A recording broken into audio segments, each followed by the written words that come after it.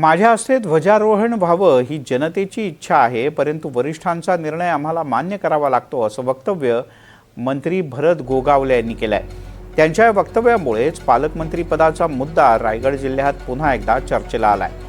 गेल्या अनेक महिन्यांपासून रखडलेल्या रायगड जिल्ह्याच्या पालकमंत्री पदाचा तिढा अद्यापही सुटलेला नाही। त्यामुळे राज्यात रायगड आणि नाशिक या दोन जिल्ह्यांना पालकमंत्री नसल्यामुळे येणाऱ्या 26 जानेवारीला रायगडचं ध्वजारोहण कोणाच्या हस्ते होणार याकडे सगळ्यांचं लक्ष लागलंय। रायगड जिल्ह्याच्या मुख्यालयातला ध्वजारोहणाचा कार्यक्रम पालकमंत्र्यांच्या हस्ते व्हावा ही जनतेची इच्छा असते किंवा साधारणपणे तसा संकेत आहे, मात्र वरिष्ठांचा निर्णय आम्हाला मान्य करावा लागतो, अशा शब्दात भरत गोगावले यांनी एक प्रकारे आपली खदखद बोलून दाखवली। रायगडचा ध्वजारोहण किंवा नाशिकचा जे काय आपले मुख्यमंत्री देवेंद्रजी फडणवीस साहेब, एकनाथ शिंदे साहेब आणि अजितदादा हे बसून जे काय ठरवतात ते आम्हाला मान्य करावं लागतं।